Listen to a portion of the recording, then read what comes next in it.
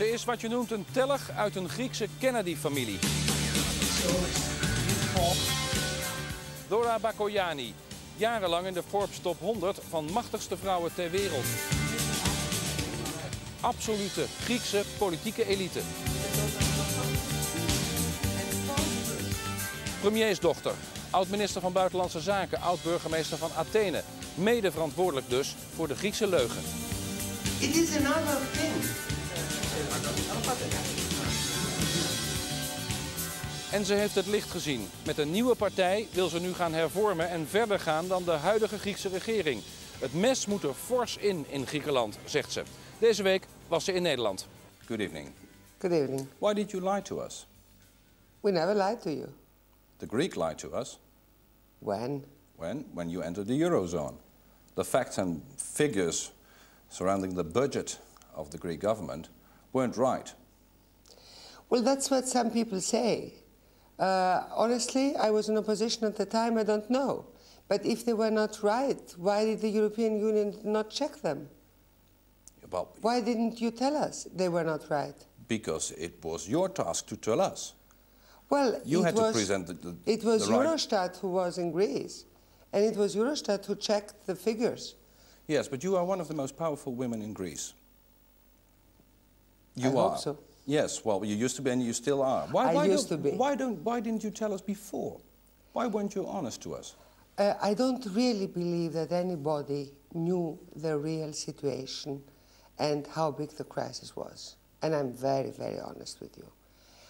I think that all of us realized how difficult the situation was after the crisis had exploded, practically after Lehman-Brothers. So you didn't know what you were doing at the time? Look, I was a Minister of Foreign Affairs. Yes, member of government. A member of also the small cabinet. So I will never pledge innocence about anything which was done by this government. But honestly, I don't believe that at the time, even the Minister of Economy believed that we are in such a crisis. How the hell is that possible? Well, it is possible, because they believed, everybody believed the figures they had. The thing is, because I don't want to talk only about spilled milk, the thing is, what are we going to do now? Yes, well, we're talking about the consequences of spilled milk. Yeah. And it's quite a lot of spilled milk. Well, look, I mean, I love the way everybody believes that for every evil, Greece is responsible in the European Union, but please remember that it's 2.5 of the European GDP. Yes. We are not responsible for the European crisis, honestly.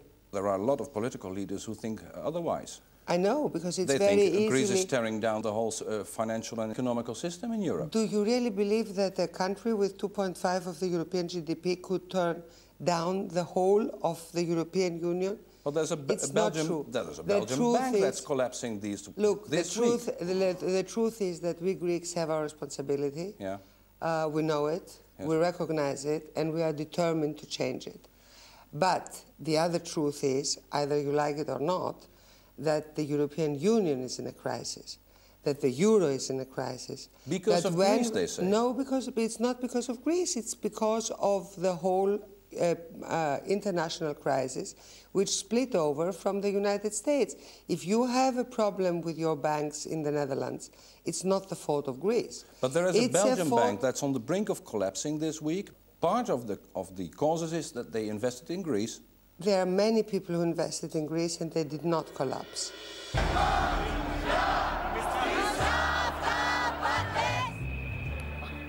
Volksoproer in Athene.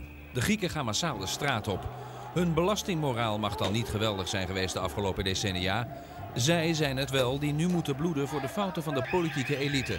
Vriendjespolitiek, corruptie, zelfverrijking en een wel heel luxe pensioensysteem komen nu in de vorm van enorme bezuinigingen op het bordje terecht van de gewone man.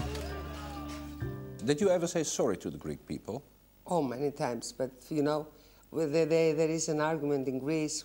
From the moment the societies found the word of sorry, societies became worse. So sorry is nothing. We are not. It's not the question of being sorry. It's a start. Sorry is a start, but what we have to do now is to really look the Greeks in the eyes, tell them the truth, work together, forget partisan and party politics. So you came in front of a camera to say sorry to the Greek people, we lied to you, we deceived you, we, the political elite. We're afraid of the political cost. And that's the truth. Did you say The sorry truth, to the Europeans as well? I don't know if I said sorry to the Europeans, honestly. But I feel that the Greek political class is responsible because populism was stronger than responsibility. So now, the truth is, yes, Greece is a problem. Yes. Yes, we will reform. Yes. Yes, we are determined to do that. Give me one single reason why we would believe you. Because you are a politician, you took responsibility.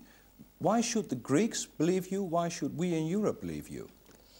You know, we invented democracy. Democracy means that if you don't believe me, you can vote for somebody else. We know very well that the democracy needs participation, needs people to come into politics. This is the toughest moment in Greece to be a politician. Yes. And for you, or for the people in the Netherlands who are listening to me, they won't believe me today because I'm just saying that.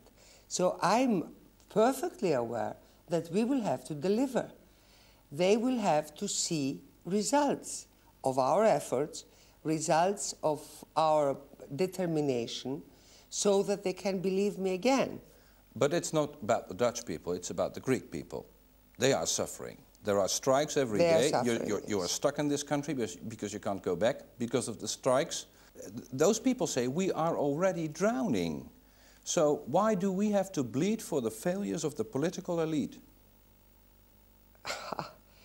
This is the main question asked in Greece. Yes. And what's the answer? And this is a very difficult moment. That's why it's a very difficult moment for politicians. It's not the political elite. You have a democracy in Greece. It is very, very difficult to answer today to a guy who is 30 years old that his father and his grandfather got pensions they did not deserve. De financiële crisis in Europa bezorgt de leiders van de Europese Unie dagelijks hoofdbrekens. Ook vandaag weer hoog overleg tussen de Duitse bondskanselier Angela Merkel en de Franse president Nicolas Sarkozy. Een echte oplossing is er nog altijd niet. Behalve dat in ieder geval de Grieken er flink de bezem doorheen moeten halen. We have to reform everything, starting by ourselves. And when I mean starting by ourselves, starting by less MPs. If you have 150 MPs, we don't need 300. Starting by the political system itself. The parties today, the old parties in Greece, owe 200 million euros. It's crazy. I mean, we must become the example, the political system. But how do you change a political system that is built on clientelism and nepotism? You can't do that overnight, can you? No. And whoever expects us to do it overnight is dreaming. There is no democratic society which can do all the reforms Greece is asked for. So it will take time. In 24 hours. Of course it will take time. And you ask us, give us the time. No. I ask you, push for the reforms, push for the changes, give us time in the privatization. Yeah. And the other thing which I ask you is look at Greece in a different way. In what way? Just in a rational way. Just take a little bit out the emotion which you have towards Greece. Look at it rationally. And Rutte said something which was very important at the moment. Who are you exporting to? The Dutch. To countries like Greece. To countries like Greece, to countries like Italy, yes. to countries like the South. Yes. Much more than you are exporting to China, India, or the so-called new markets. Yes, it is in our own interest to help you. It is in your own interest, and I'm not speaking about solidarity now or whatever. Yes. And I'm not emotional at all. But if you want to talk business, start talking business. If you read some of the newspapers, yes. what they are saying about the South or about Greece, Yes. It's not true. But the feeling is that we are giving you a bonus on lying. Well, no, you're not giving us a bonus, you're giving us a loan. You're giving us a loan and we are going to give it back. When? Well, we do know, you know exactly what you take for this loan. And until now, you are just the winner. I mean, come on. We have the feeling that you look down at us as beggars. Greece is not a beggar. Trust us because we are determined. And trust us because I don't want to give this kind of interviews again.